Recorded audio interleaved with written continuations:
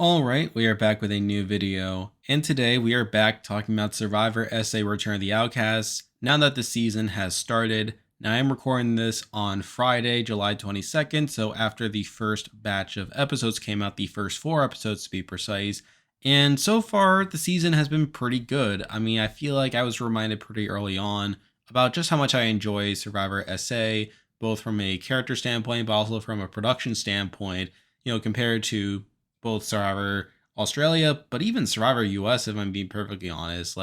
So I am enjoying the season quite a bit. And while we didn't get the most interesting gameplay in this first set of episodes, I am expecting it to pick up as the season goes along. But now it is time to update the power rankings, where I rank each player based on how likely it is that they'll win the game from this point. Now, I am basing this somewhat on the edit. I am someone who does believe that the edit is trying to indicate certain things and the producers make certain decisions over what to include there. However, admittedly, Survivor SA has always been a lot tougher to predict in terms of its edit, as it doesn't really follow a lot of the standard edgic tropes that you would see from Australian Survivor or Survivor US.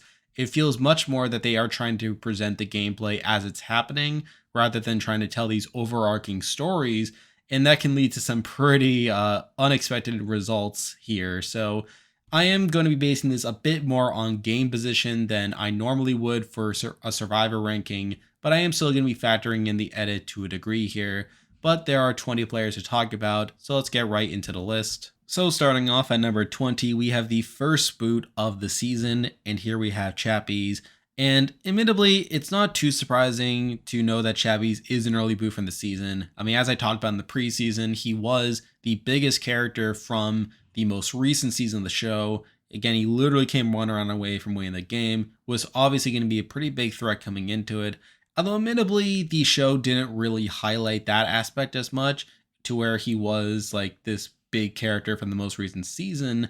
And another thing I was a bit surprised by was that Shane wasn't more involved in Chappie's downfall here. I mean, considering the fact that Shane talked so negatively about Chappies in his preseason interview, it's sort of surprising here that not only did Shane not spearhead the effort to vote out Chappies, he was actually one of the people receiving votes and was 1 vote away from being voted out himself. So really crazy here how Shane actually tried to save Chappies at the end of the day, but that's for when I talk more about Shane. But as for Chappies, again, it's not too surprising to see him be the first boot here. And yes, while we did get to see his relationship with Steffi play out, I always got the sense that Steffi was getting the more positive content between the two. And while Chappies didn't necessarily get a bad edit per se, he definitely got a pretty large one with a lot of confessionals, really wanted to make an impression before dipping out. And even some of those confessionals themselves really made him seem a bit detached from what was happening, where he had multiple confessionals talking about the bigger prize money, which really made it seem a bit out of it at the end of the day. So admittedly, I am not surprised to see Chappies go out here, though he was still a fun presence on the show, and because of that, he is here at number 20. Now we're moving on to number 19, and we literally have the second boot of the season, and here we have PK. And PK, I felt like could have gone either way, to where on one hand, I recognized that he was pretty well positioned coming into it based on a number of people that were willing to work with him, but he also demonstrated this weird awareness for his game, and he talked a lot about wanting to play the game much more aggressively this time, which, considering that PK was already an aggressive player, I wasn't too sure what to make of that per se. But then we see him come in, and I feel like he just got completely undermined from pretty early on the edit. I mean, there's that moment in the premiere where he was really spearheading the effort to get all the season 6 people to work together, and he literally has a confessional calling Toni an emotional player in response to her claiming that they shouldn't be so open about all the season 6 players working together, which was a bit weird in my opinion, as that wasn't really super emotional on Toni's end, and I felt that was just kind of a weird moment for PK there. And then obviously in his boot episode, he got a very blatant downfall edit early on, got an early confessional about how he's running the game, which is never a good sign, even on Survivor SA, to get a confessional like that. And sure enough, I mean, the vote happens, and there isn't too much suspense with it playing out, and it's not too surprising to see him go out here. And obviously, PK was a pretty noble character on his original season, and it's a bit shocking to see him go out a bit early here.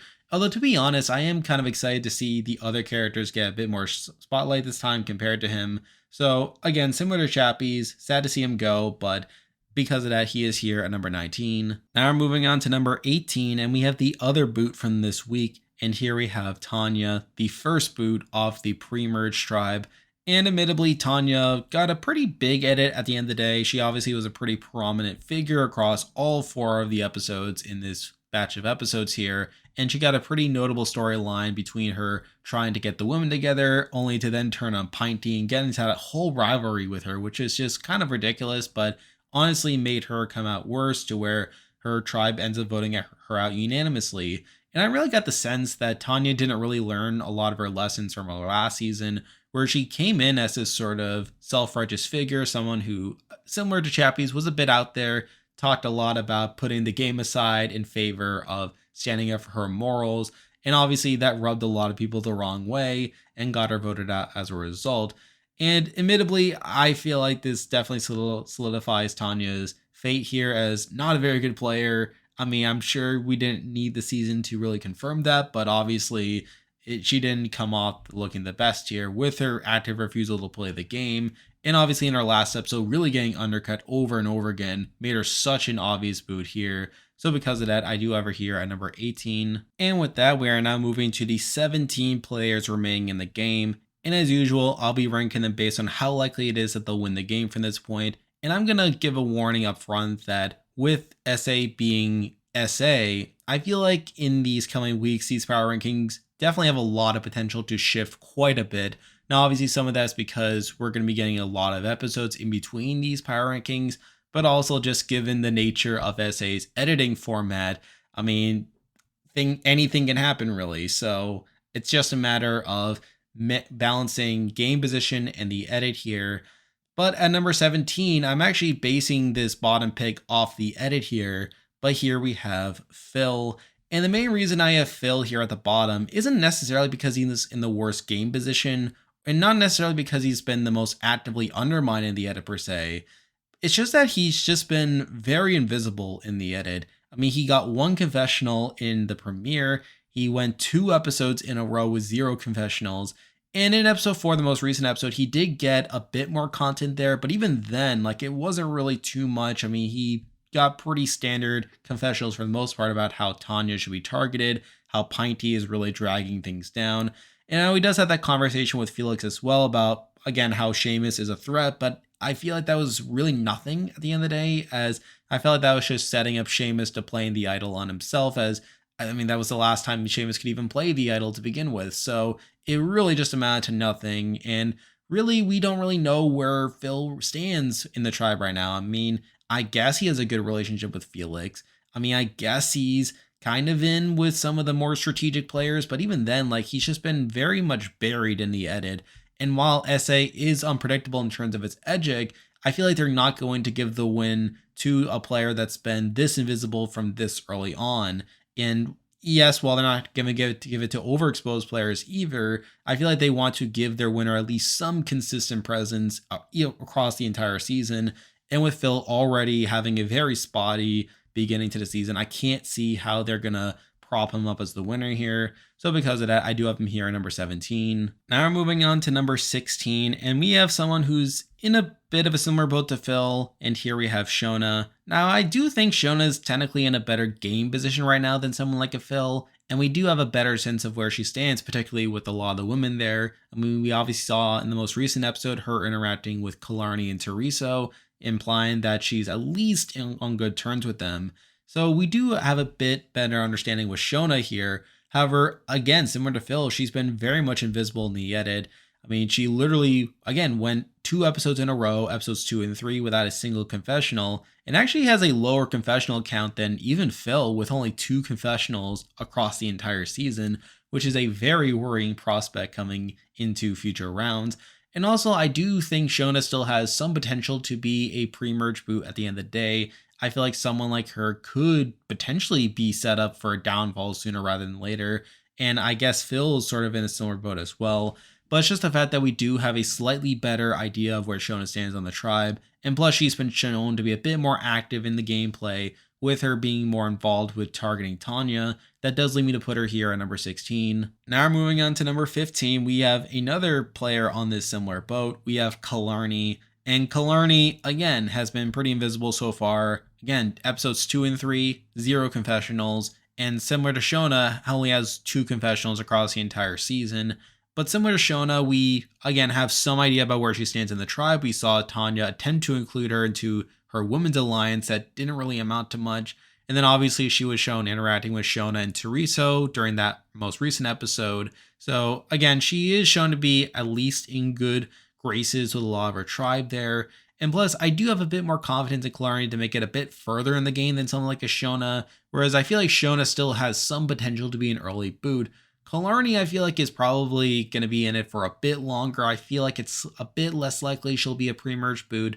But at the end of the day, I mean, the fact that she's been this buried so early in the edit makes me very uneasy about putting her too on this list.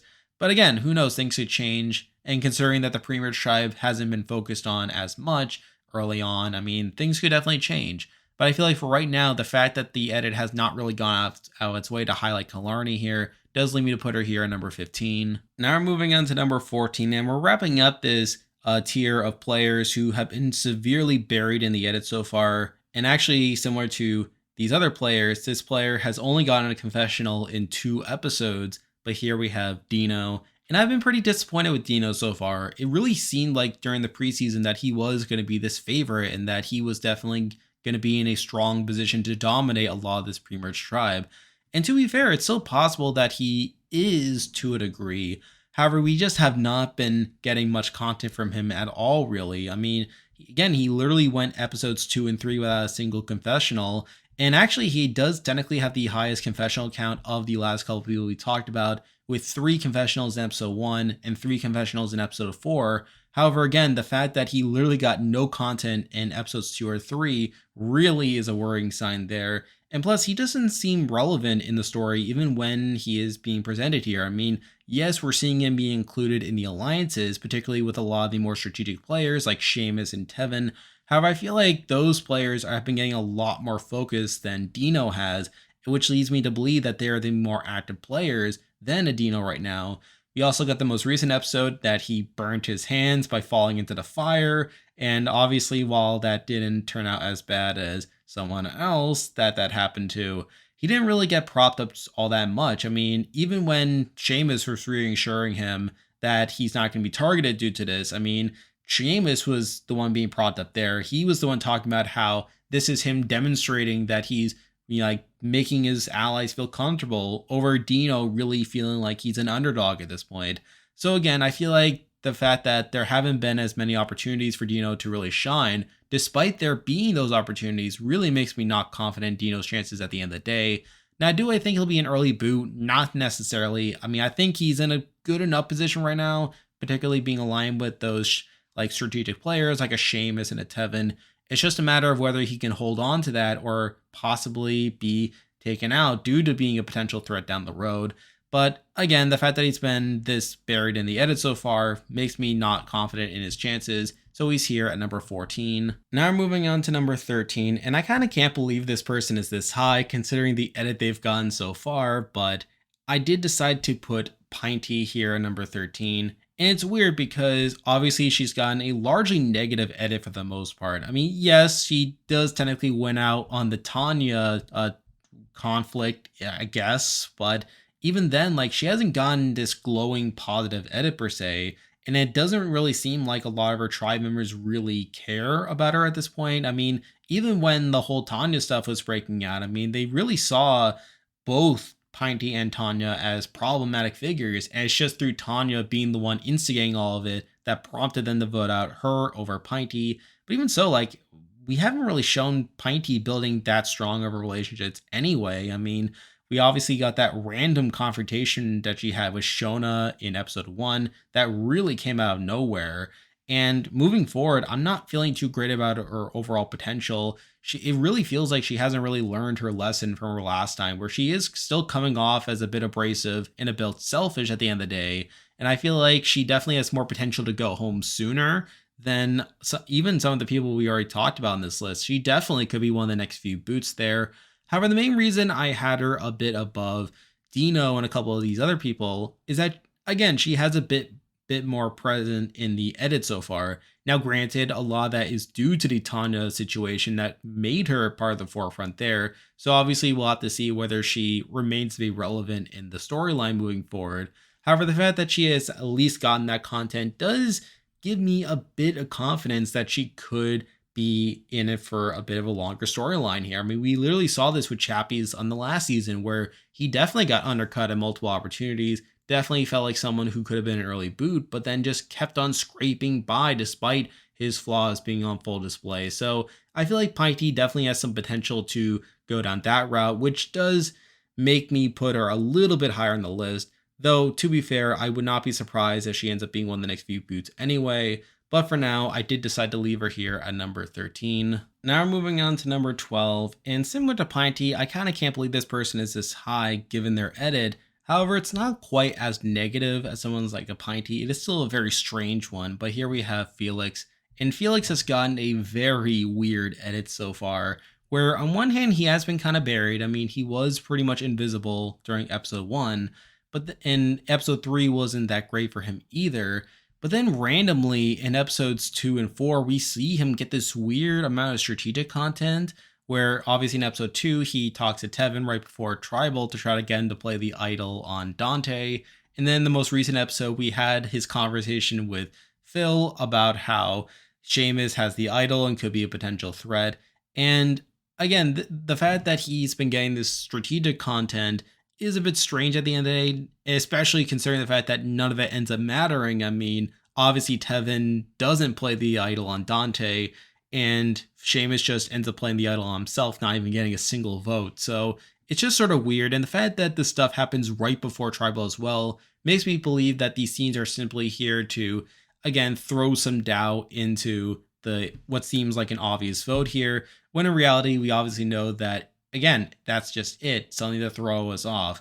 And the fact that Felix has been the one constant throughout both of those moments is something at least. Now, again, it's not great showing him being ineffective here. And the fact that we don't really get much follow-up to it is a bit of a worrying sign there. And I can't really justify putting him too much higher.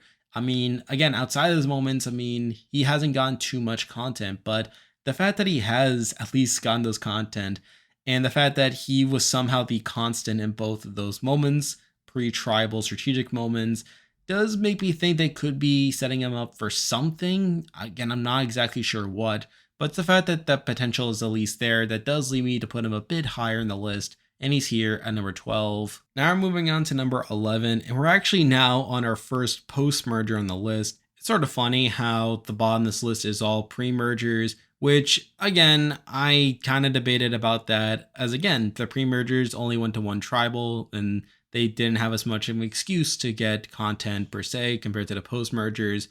But at number 11, the post-merger I'm feeling the least confident about right now is Taejon. And I've been a bit disappointed with Taejon at this point. I mean, he was definitely one of the players I was more excited to see coming into the season, and for him to not really get too much content here and to again, not be super relevant in the story is a bit of a worrying prospect for me in terms of his overall chances. He's obviously not in the best position right now, where he was obviously siding with PK and Toni during the PK tribal, and he is on the outs per se. However, he doesn't seem to be in the immediate danger per se. It definitely seems like they're going to be going for some bigger targets later on, and I mean, we did hear that talk before the PK tribal about how he's a potential free agent, so there's that at least. But the main reason I have Taejon this high on the list, despite him, again, being relatively quiet in the edit, is that he has gotten a confessional in each episode. He has at least one confessional in each of the 4 episodes that has come out so far. And obviously, it's not great that he hasn't really gotten more focus, and even the confessionals themselves aren't really that spectacular. I mean, a lot of it is just very boilerplate stuff. But again, the fact that he has gotten at least one confessional each episode is enough to keep him in some contention. And it does give him enough of a consistent presence to where he isn't being forgotten about, but again, isn't being overexposed either. So that could be something. And again, considering this is SA and is a season that definitely focuses more on gameplay than trying to tell these season-long story arcs, I think that's definitely something that can help Taejon moving forward. It's just whether he can get into a better game position to where he can truly dominate the game.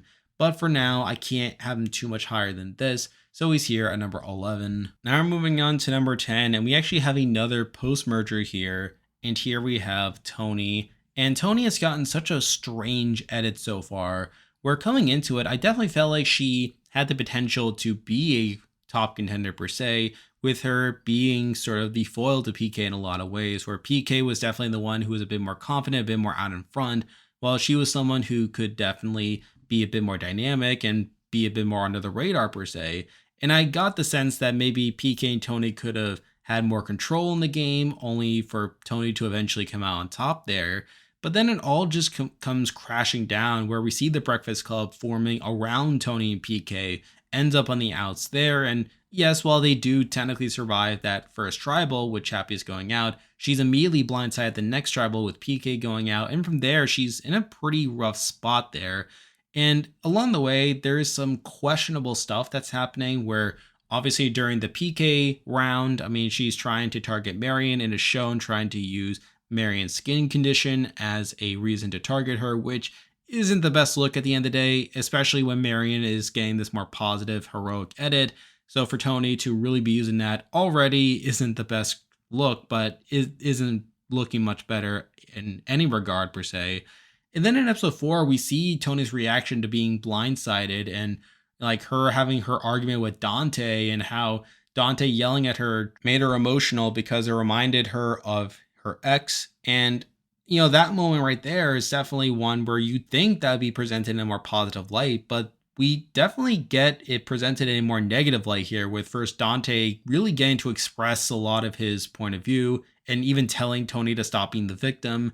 And even Meryl gets in on it as well, where she calls Toni manipulative by really getting emotional here. And all this just ties into Toni's storyline of her being an emotional player. Now, PK did have a confessional in the premiere about how Toni was being an emotional player and how she needs to step up.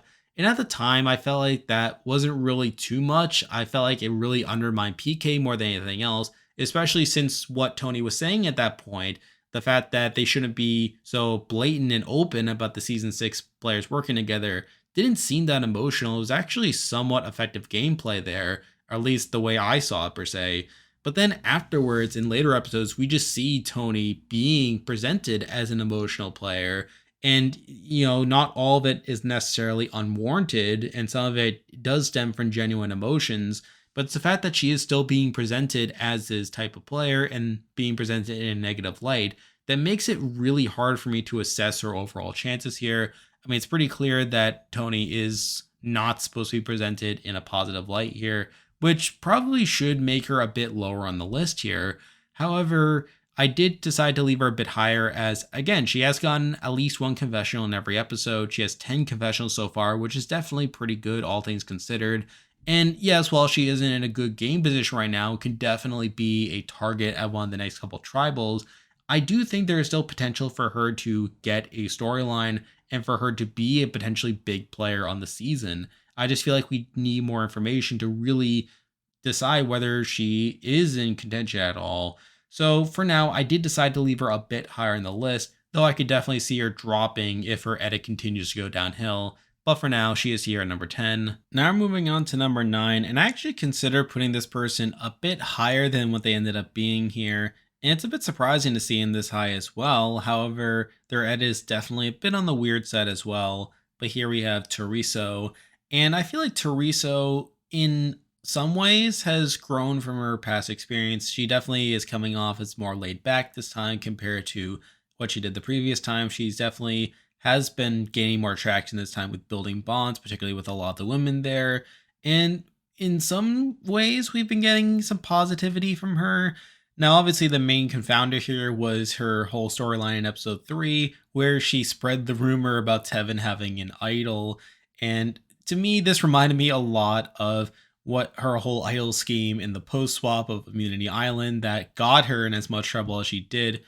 But so obviously to see that here is not ideal either. However, interestingly, it doesn't really seem to backfire too much on Teresa, to where yes, we see Tevin address the issue, But we also see Tanya actively working to protect Teresa here to make sure that she isn't blamed for spreading the rumor in the first place. And in the end, I feel like the main purpose of it anyway was to prop up Tevin more so than knock Teresa down. But still, the inclusion of that moment that does make me question just how much better Teresa really is as a player. Now, again, she is definitely in a better position socially, and she has been getting a consistent presence in the edit as well, which does make me somewhat high on her. Now, whether that can continue remains to be seen, but for now, based on what we see, I feel like 9 is a good spot for her. Now I'm moving on to number 8, and we're jumping back to the post-merge here, and we definitely have one of the more notable figures on this cast, but in terms of the edit, it just hasn't been all there. But here we have Shane, and Shane has kind of underwhelmed me to a degree here, where obviously he was in quite a bit of danger at the first tribal. He could have gone home, actually, had one of the floats flip, so that's not particularly ideal. I also feel like he's been a bit undercut to a degree with his talk about Marion. Now, obviously, it was to be expected that his relationship with Marion was going to be a big focus of the season, and to this point, at least, it has. However, I feel like Shane has largely been a minor player in the actual gameplay, where Marion has been shown to be a bit more independent, with her building the Breakfast Club and then her aligning with Meryl and Steffi, forming the complete package. Whereas I feel like Shane's storyline is almost entirely tied to Marion. And we even saw that at the beginning where he talks about how Marion is someone that he's happy to see, whereas Marion gets a confessional immediately afterwards about how she's trying to not let her entire game be defined by Shane. And obviously, while she still works with him and is still aligned with him, she has definitely been shown to be making more plans around him. Whereas, again, I feel like Shane has largely been a minor figure, and most of his content has centered around Marion. Now he does get some stuff here and there. I mean, we see him try to flip the vote on Dante at the second tribal, but be unsuccessful there, and that's not great either. And I feel like at this point, Shane's kind of in a weird spot because on one hand, he is definitely in the majority, and I feel like he'll definitely be in the game for quite a bit longer, both through his relationship with Marion, but also being in the Breakfast Club. I feel like those will definitely propel him a bit further in the game. But I feel like he's been undercut enough in the edit, particularly with his relationship to Marion, that does make me question whether he will truly come out on top of this in this situation. And considering that, I can't have him too much higher than here. But again, he is somewhat high because of his good game position, but also the fact that, again, he has gotten at least one confessional in each episode so far, which I do take into account in these rankings. So because of that, I do have him here at number 8. Now I'm moving on to number 7, and we are again sticking with the post-merge tribe here. But here we have Palesa, and Palesa has definitely been a bit more quiet than what you would expect. Considering she is one of the bigger names on the cast, the fact that she has gotten a relatively quiet edit so far could be a worrying sign. However, I actually, based on her place on this list, do actually think it's a bit more encouraging, as we definitely have seen her get at least one confessional in each episode, which I do think is a positive at the end of the day. And admittedly, she isn't in the best position in the world. I guess she's in the majority alliance right now, but she doesn't seem to be super solid within that. She's obviously aligned with the season 6 people who have been getting picked off, particularly with PK, and I feel like that could continue to put a target on her back. Obviously, Toni mentioned the possibility of targeting her in order to avoid the season 6 people being targeted, which wasn't great, but considering PK is already gone, I feel like that ship has largely sailed at this point. However, I do feel like I could see her winning the game or making a deep run. She has that confession in the beginning about how she likes to be more flexible and how she could definitely do that as she doesn't have too many connections coming in. I feel like that's definitely something that could define her run here, where she could eventually end up in a different alliance and through that be in a stronger position moving forward. And I feel like she could become a more prominent player moving forward as well.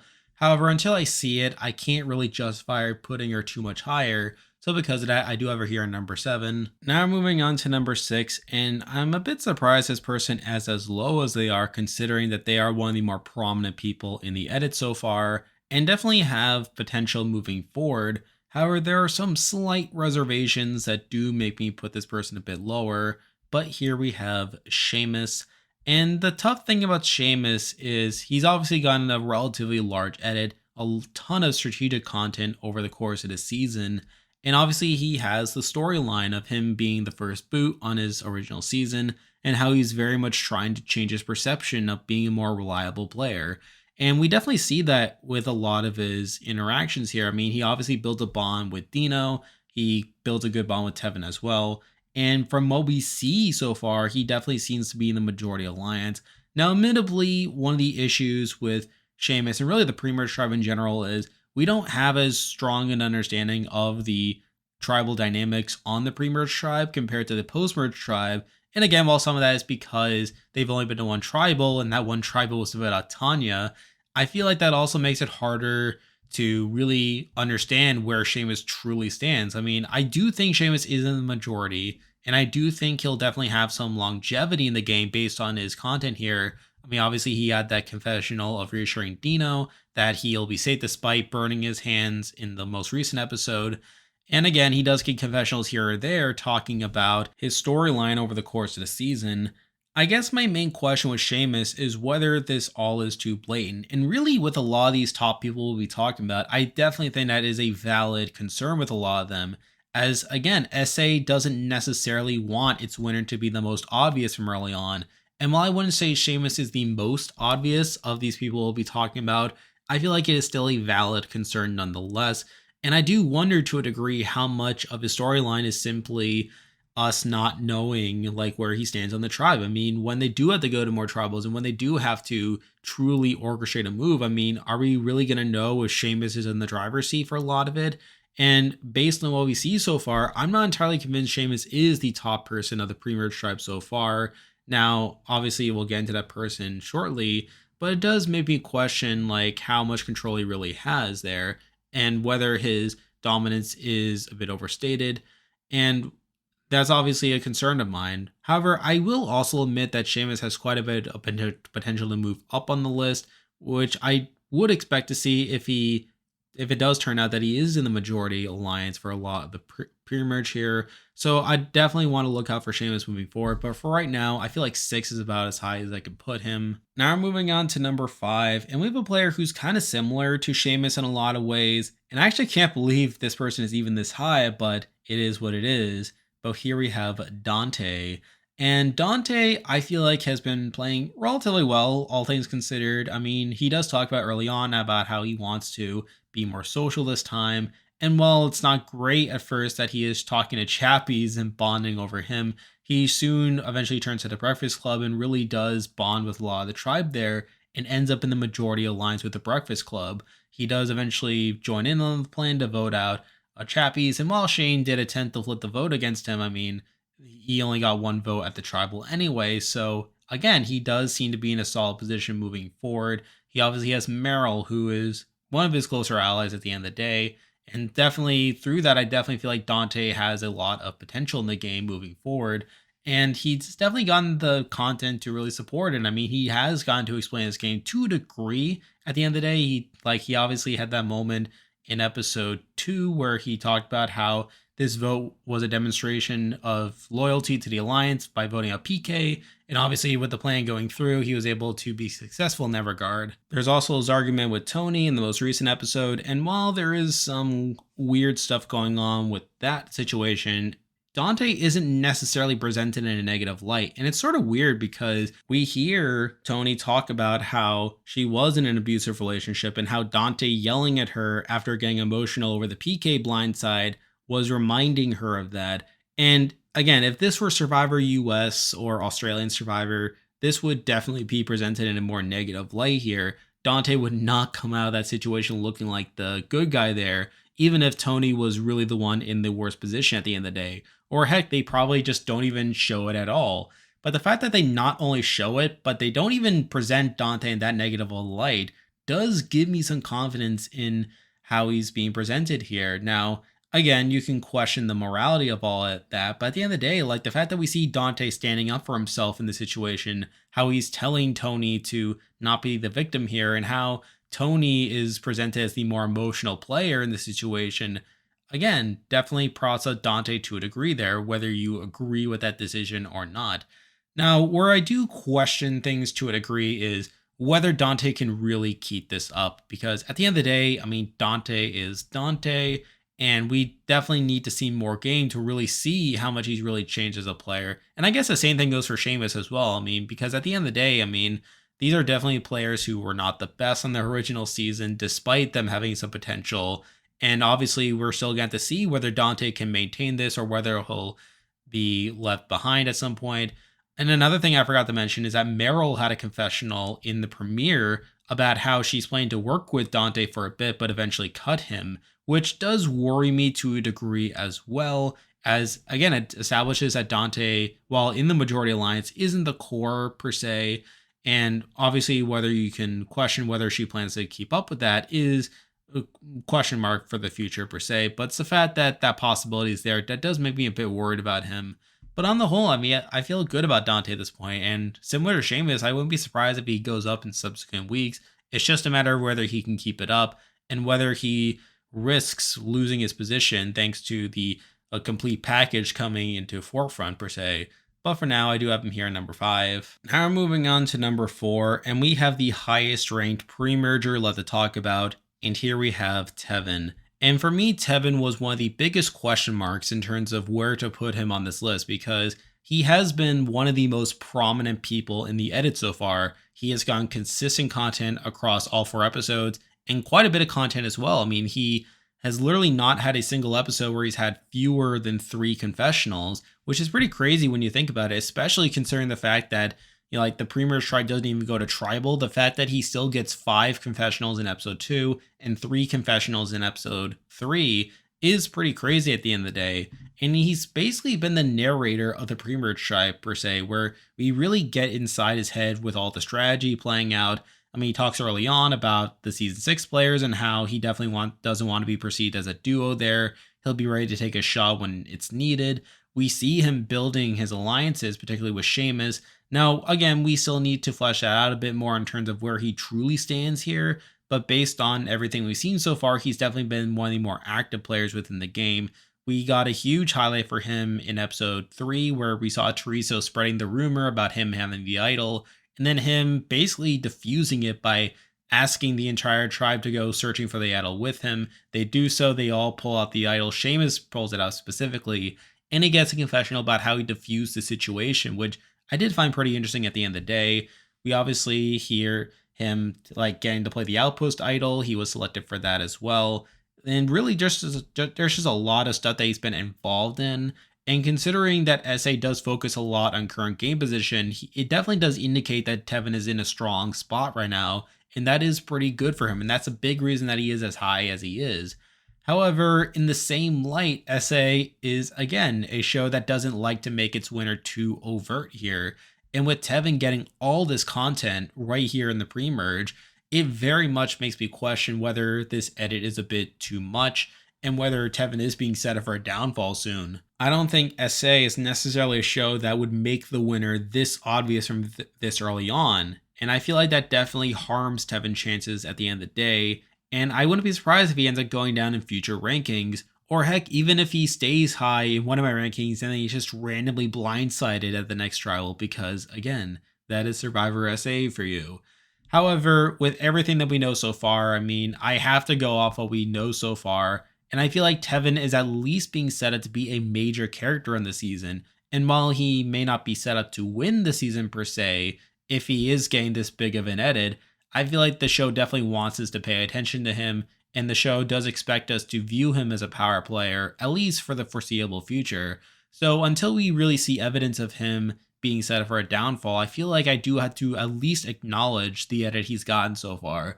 And with the rest of the field per se, I feel like 4 is a good spot for him. Now we're moving on to number 3, and as I said a moment ago, these top 3 are all post-mergers, and they're actually the 3 members of the complete package, the 3 people in the best position of the post-merge tribe right now. It's just a matter of the order, but at number 3, I did decide to go with Steffi here.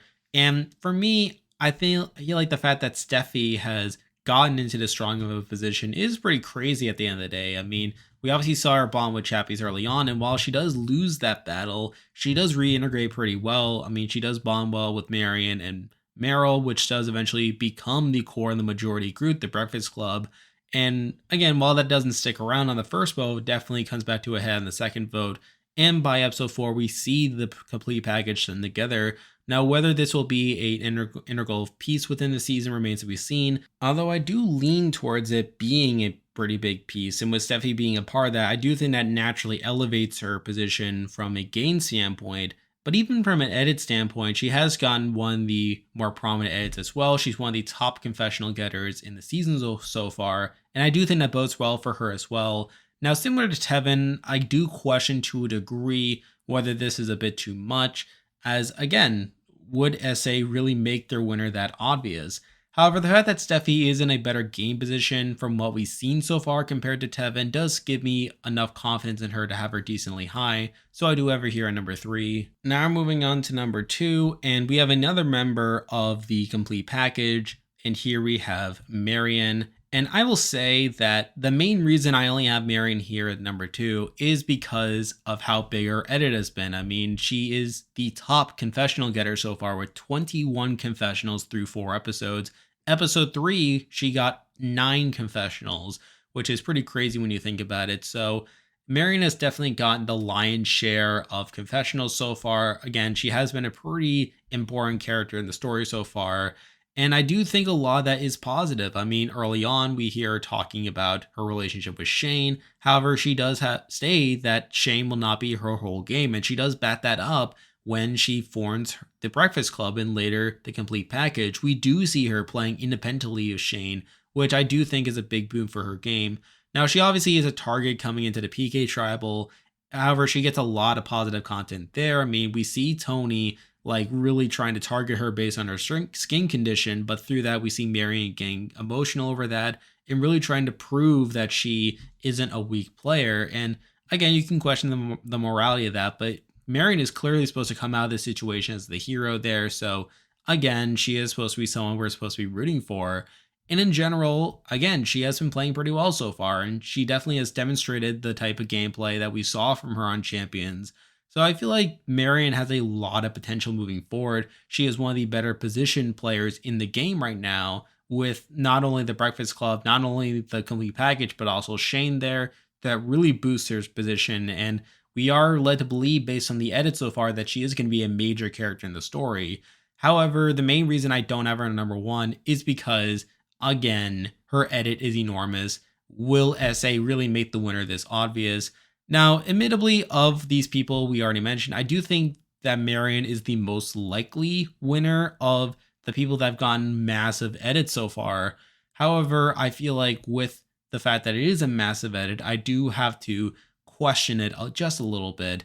So because of that, I do have to leave her here at number 2. And now at number 1, the person I believe is the most likely to win Survivor SA, Return of the Outcasts right now, is Meryl. Now, admittedly, Meryl doesn't have the flashiest edit right now, as I feel like Marion and even Steffi arguably have had better confessionals than her. However, it's not as if Meryl hasn't gotten nothing per se. I mean, again, she has still gotten a relatively consistent presence. I mean, she definitely has enough to where she is noticed, but not to the point where she is overexposed, as I feel like some other people we just mentioned are to a degree. So I feel like that alone allows me to boost Meryl above those people on this power ranking. However, again, if we look at her game position, it's pretty strong right now. She's in the complete package. She's in the Breakfast Club. She obviously has Dante in her corner. And now, yes, she did talk about potentially cutting Dante early on, but with Dante becoming a major character in his own right, I feel like that's becoming less and less likely. However, I feel like even with Dante becoming a big character, if she does eventually go in the direction of cutting him, I feel like that could turn into a big move for her, where if she does decide to pull the trigger on Dante, once Dante becomes a big threat, that could definitely boost her edit to a degree. So I think that is something that could help her out. And just the fact that she's in the strong position, I feel like she has a lot of the benefits that Marion, Steffi, and some of these other big characters have, while not having so big of an edit that it causes her to be overexposed. And I feel like that really was what settled it for me. So again, this can definitely change quite a bit between this week and next. But for now, I feel like Meryl is the most likely person to win this season. and because of that, she's here at number 1. And there we go, that will do it for this week's video. If you like this content, be sure to like and subscribe, it really helps out with the channel. I'll be back again next week to break down the next batch of episodes for SA, so stay tuned for that. I'm expecting it to be a pretty different list, but we'll have to see there. Obviously, BB24 is currently on and I'm doing coverage of that, so stay tuned for that as well.